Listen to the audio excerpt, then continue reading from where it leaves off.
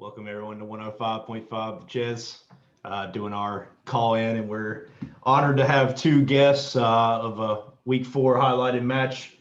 Mr. Gary Frazier, the former undefeated Buzzsaws, and Mr. Holbrook, who is indeed captain of said ship. Gentlemen, welcome. What's up? Thanks for having us. Well, Clay, I'm going to start off on a non-football question. How you been? I mean, how have you been, man? All is well. All is well. Good to hear. Good to hear. Now, are you still in Anderson? Is that right? Yes. Yep. Still in Anderson. I hear you. Jeez, what is that behind you? That looks so you are new. Yeah, scaringly real. This is Mr. Phil. This is Phil Mickelson. Okay. Phil likes to jump in on our calls every now and then, and as you can see, he just got back from a grueling competitional tour somewhere with a straw hat. So, Phil likes to do big things with a Amstel Light #ad. But anyway, so moving forward, and Clay, I'm going to keep it with you, and Gary, feel free to chime in whenever you can. But speak to the spoon or the anti thereof of Calvin Ridley scoring 0 points when you played Gary. That was weird. I don't know what happened. I don't know how you go from 3 straight 100-yard games to nothing at all. But it is what it is. It's one of the quirks and the flukes that is fantasy football. You can't predict it at the end of the day. So you just got to move on and prepare for the next week. So by fluke, you mean anti spoon feeding? Just letting the record. Okay, just letting the record. Gary, I'm going to give you a chance to respond to that. I mean, first of all, it's the Atlanta Falcons, so right. So what can we expect? It's a captainless ship. Speaking of captain of ships, it's a captainless ship. It's the Falcons. They're terrible. Le'Veon Bell, Joe Mixon. I mean, that's kind of the priority of this league. But I'll be honest with you, I actually think that Falcons receiver core will actually be more consistent with Dan Quinn gone. Just because that's what we tend to see with a team like that, where it's all like, because I mean, you think about like the superstars in that, like, because you've got Todd Gurley in the backfield, you've got Matt Ryan throwing the passes, who's not, as great as Falcons fans want you to think Matt Ryan is, but Matt Ryan's a really good quarterback. And then you've got Ridley and Julio Jones catching passes. I mean, like, I just find it hard to believe that whoever comes in and takes over doesn't just go, hey, throw the ball to these two guys and let's see what happens. Yeah, like, too much. I don't know what Dan Quinn's been doing, but. Yeah, too much talent for them to be 0-5. Yeah, it's weird for Calvin Ridley to drop a goose, but it happens. Well, right. I mean, and this speaks to Gary Spoon more than anything, or Clay's anti, whichever way you want to lean it. But I mean, Calvin Ridley, even if he scores his average of 14, Clay still doesn't win because of Gary Spoon. I mean, it just is what it is. Right, and I'm glad that it was a pretty sizable margin of victory for Gary, and that it wasn't like I'm down by 4 points going into the Monday night game and expecting Ridley to get that, and then he drops the goose egg. That was big. So what you're saying is you're glad you're not Zach Scoggins right now. Pretty much. when the Titans put in not Evans, not the second running back, but they put in the third running back that they picked up off the practice squad this week. Yikes. I'll be honest. They just got to get him some touches. And we're going to bring a lot of that up in the roundup tomorrow, but there's a bunch of big L's and antis going on this week. And it's a hard week. I mean, we're definitely seeing the COVID thing is making some impacts. The what thing? The whole COVID thing. COVID-19? Yeah.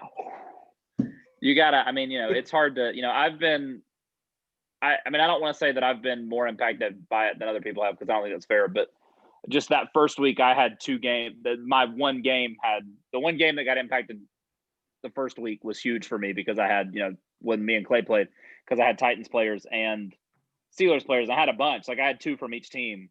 And so I had to do some dumping and some streaming and some picking up. And so it gets really hard. I mean, we're fortunate to be in a league where we've got 7 bench spots, and those 2 IR spots, but it's still, I mean, it's hard to manage, and unfortunately I think it's only going to get harder, because I would imagine that there's probably just going to be more games that are getting moved around. And I agree. Clay, any thoughts on the whole COVID situation? It's so confusing when they say that they're going to potentially postpone games. Okay, so does that mean that it's going to be played within the week that you're thinking it's going to be played, or is it going to be moved 2 weeks from now. So it's really tough to maintain and keep up with, okay, they're going to postpone it, but when will it actually be played? Yeah. And what adjustments do I need to make with my roster? Yeah. And Gary, I guess I'll ask you this and kind of piggybacking on it. Has obviously the strategy for the whole COVID season has changed. Do you think that helps finessing? Do you think it hurts finessing? What are you seeing out there? I think it helps and hurts because like so for one thing, you've got people desperate, right? So like there have been several times where like, so for instance, like we'll take this, like normally like with Evan Ingram, who I drafted Trash for the 5th time for some reason. I keep drafting Sorry, Evan Ingram sorry, and it never works. sorry. He had a good Sorry. game this week, but He had a good rushing week touchdown. 5, but you know, like it's against the Giants. So I mean against the Cowboys. So, you know, woo. But you know, but like Evan Ingram, like normally I would have traded for Evan Ingram. I would have got much for him, but you know, I would have got something, you know, somebody would have given something for Evan Ingram. But because of the time constraints of having to have a tight end and like having to move these things around, I'm like, no, sorry, I didn't need a tight end because I was going to stream somebody else because I'm not going to stream Evan Ingram because it's Evan Ingram.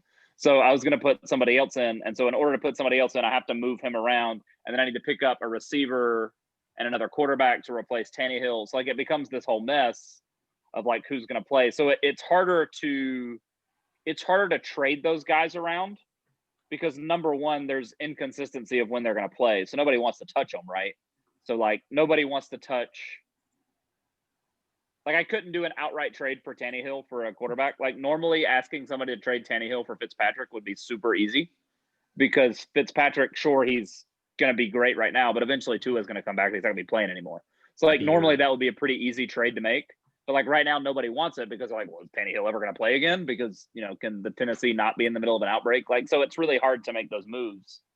So I think cooler heads prevail. So that ultimately makes it to where finessing is less likely to happen. I agree with that. And speaking from experience, you know, it puts a pretty good hesitation on you for trading because, you know, you never know what's going to happen. And, you know, just for example, and you know, this speaks to my anti more than anything. Melvin Ingram didn't play this week. I mean, you know, what can you do? And if I trade, you know, another running back, then I'm really out of my luck. So you're kind of holding on to what you got at this point. My video is frozen. Clay, I'm going to go to you, and you know, speaking of injuries and COVID related, and I'm going to let Gary collect his thoughts, but you know, you had experience with one of your star fantasy guys going down for the whole season. We all saw what happened to Dak. Gary, I'm going to assume that means he's done for the year. Clay, I'll go to you first. What's the impact of that, and how does that completely flip your season? Like you said, you lost Saquon. I think it was week 2 or week 3. Right. How does that completely impact your change in the fantasy? And speak to how you've been successful still. Well, I think when you look at the impact of an injury like that, okay, so he was a number 3 pick in the draft. So you pick a guy that high, you're expecting him to be consistent. You hear that, Alex? You hear that? A top first-round pick to be consistent.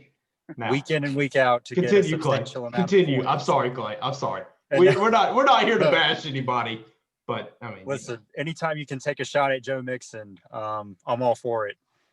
But when you lose that production, now all of a sudden, okay, that's 15 points on a given week that I now have to make up for. Yeah. So it's playing the waiver wire. It's finding some sort of suitable, because you're not going to be able to find a mirror image of Saquon Barkley on the bench. So what you got to do is navigate the trade waves and work the waiver wire and just try to find some sort of comparable replacement. Yeah, Gary, and like I said, Clay's been having to deal with it, but I'll turn to you now because it's going to be a recent thing for you. Yeah. You know, we all know what happened to Dak, and you know, do you have an idea without giving away any of your finessing ideas or anything? You got a plan of attack or anything you're going to go after here? Yeah, I mean, I think the advantage with my situation with losing Dak is, you know, I lost a quarterback in a 2-quarterback league, which for one thing makes it, you know, that makes it hard because there's not as many quarterbacks available.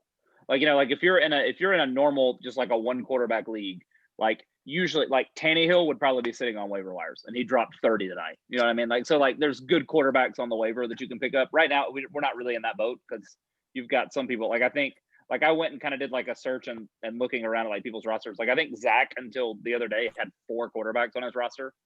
Like, We're talking about like, P or stuff the like that. finesse key? Which one are we stuff talking like about that. here? Zach Scoggins had Okay. 4. So Okay. like he actually, I don't remember if I reached out to him or if he reached out to me. But Nice, he dude. wanted some running back depth. So like I was able to get Tom Brady from him for Jerick McKinnon. So, you know, whatever. But who has had a touchdown in every game except for the embarrassment that was the Miami Dolphins. You sound like Andrew. But anyways, so yeah, I think a quarterback is easier to replace than like a Saquon Barkley, because quarterbacks you always think are going to be a little more inconsistent. Like I didn't play Dak expecting him to be 25 points a game. That's what he's been so far, but I don't expect that. I didn't expect that to hold. But like you're expecting that, you know, like 12, 15, and like in a 2 quarterback league, you're hoping that one of your quarterbacks hits 25. You know, so like this week when Dak only hit 14 or whatever because he went out in the third quarter, but then Tannehill drops 30, like that helps me out. So like now I'm, you know, so I picked up Tom Brady, who, you know, is pretty inconsistent in fantasy land, but And not good. He's going to get you 12 points, and he might get you 25 or 30 sometimes every now and then if he gets in a shootout, but it's not very common. Tom Brady's just not a good fantasy quarterback. Tom Brady's just not a quarterback. Good. Yeah, I mean, he said wage and attractiveness of wife and ability to not kiss my son. Pretty much ability to not kiss my son on the lips. I mean, you know, at the end of the day. I mean, wage. But yeah, no. So it's definitely a different situation. A quarterback is easier to replace in fantasy football, I think, because you could always stream. I mean, you know, because like the Jets are going to keep rotating out quarterbacks and they're going to keep fighting for the job, so they're going to keep having good days. Like Joe Flacco's going to have 13-point games. I mean, it's Joe Flacco, so I don't want to do that, but you can. Luco. You know, so it's an interesting thing. But I've got to try to figure out. You know, you've got to find depth to replace them, like what Clay was talking about, like with Saquon. Like you've got to find somebody to replace the consistent points. Like, so I don't know what Tom Brady's going to do, but I've got to figure out some way to have like a receiver or a back that does the same thing. Luckily, I've got some good depth on receiver, so. Yep, I hear you. Plenty of mediocre wide receivers. So I heard that. Oh gosh. Well, you know, I'll end it. I've got 2 more questions. One directed at Clay, and then obviously we're gonna have a fun question at the end, and we all know what that's gonna be about. But Clay, you know, Gary's been on here before. We've been getting kind of I think Gary was at the genesis of when the whole conversation started. But you know, as we do these, kind of getting a feel of what everybody feels about the defense and kickers. I know your sprung feeding gave you a 23-point defense this week, but God. Yeah, fully aware, Gary, fully aware. But Mom lost me 4 points. Shut your mouth. But you know, just kind of getting the interest. There's been a lot of different ideas thrown around, completely scrapping them, putting an extra flex in, 1 defensive player, keeping it the same. So what would be your viewpoints of that, looking into the league to just increase the less chance of spooning, which it's going to happen because Andrew is in this league. But what would your thoughts and opinions be on that? Seeing as how the Baltimore Ravens scored 23 points on defense this week, I'm all for keeping the team element in there. That's just ask me again in 2 weeks if they. You know, I was going to say, ask you again in 2 weeks when they lose 12 points. Right. So right now I'm saying keep it in. But I think the team element is an interesting dynamic. I've never played in a league that has one individual defensive player. It's always been the entire unit. But I guess that could be interesting, having like, say, like a Von Miller on your roster and seeing what he can do to go out and get points. I think that would be very intriguing. But then kickers, I don't know, it's feast or famine. It either seems like they get 10 points and they make a difference, or they get nothing and you might have been better off without them. That's fair. Yeah, and you know, like I said, that's an ongoing topic, and I think we're kind of getting, like I said, Gary and Alex, I believe, were the the beginning of that conversation on these calls.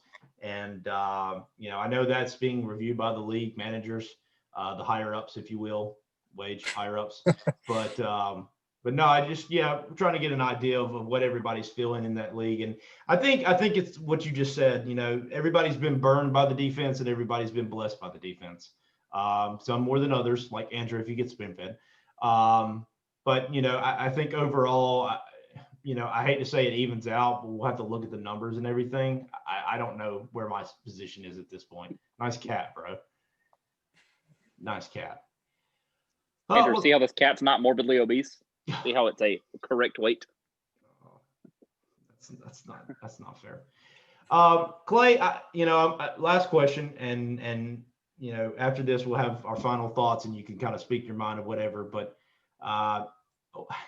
it's my favorite question, and we do it every week. What's your thoughts on Joe Mixon?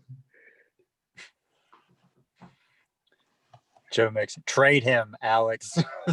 Dump him, because right now it's just not working, man. You had the one good week, but I don't know. But I understand you pick a guy that high in the draft, and he has been productive in the past, so you want to hold on to him as long as you can. But I don't know, Alex. Don't end up killing your chance of being successful by holding on to Joe Mixon. Do the right thing. Gary, I'm going to reposition the question a little differently to you, because I know you've gotten. Hang on. I gotta correct something Clay said. Here we go. First of all, Alex has no chance of success, so there's no point in that argument. All right, geez, continue. Well, I know you've given us your best. We got that cleared up. He's not good, so.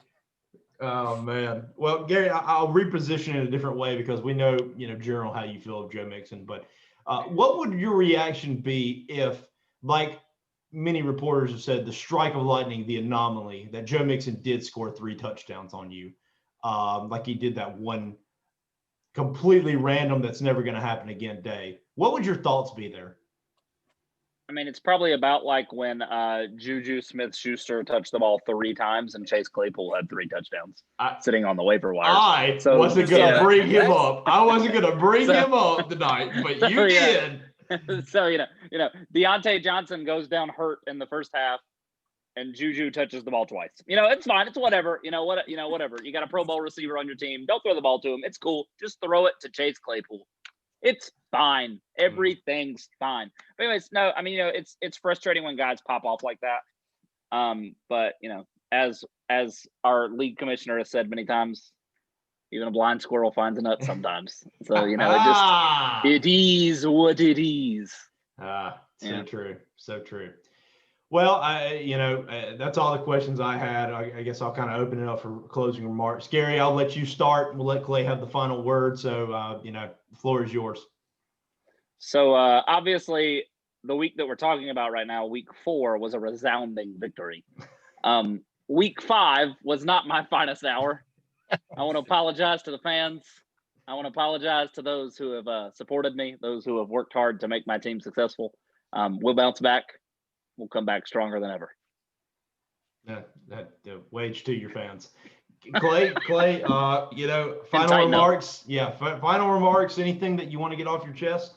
It was good to get back in the win column. Had a little 2-game slide there, but we're back. We're better than ever. Let's see who gets Chase Claypool. See who drops the outrageous waiver sum to get him. Waste of money. You'll never have 3 touchdowns again. Depends on who he gets drafted by. If it's on my team, he won't. You're right. Fair point. That's why I'm not going after the man. I mean, good luck, but. Well, I've only got $2 of fab left, so probably not gonna happen. Yeah, I blew $40-something. I blew $40-something collectively on 3 wide receivers as I replaced my core. I blew a bunch of money on Justin Jefferson, and I blew a bunch of money on Dearness Johnson for him to not touch the ball at all on Saturday and Sunday. So that was great. Nice. $100 sounds like a lot, but when you start wheeling and dealing, it goes so fast. Well, especially when this year with all the COVID thing and all, like, just you had to make waiver picks, like with Grayson, like with McCaffrey going down in the first or second week, with Saquon going down in the first or second week. Like injuries have been awful. So like you've had to, like, I had to have somebody to kind of sort of replace Devontae Adams. So I thought Justin Jefferson would be that, but I guess we're just not going to throw the ball to him. Well, when Dalvin Cook goes down in the first quarter. we're going to open something back up because Clay brought up a good point, $100. And this goes into the trading and finessing. Clay, how would you ever see yourself in positioning and trading some of your waiver dollars for another acquisition of a player? Ooh. Yeah, I mean, that would be a very interesting option. If say, okay, I'll give you player A for player B, and I'll also throw in, say, $15 of my waiver money. That would definitely be an enticing option for some of you who like to partake in trades more than I. Gary, any thoughts to that?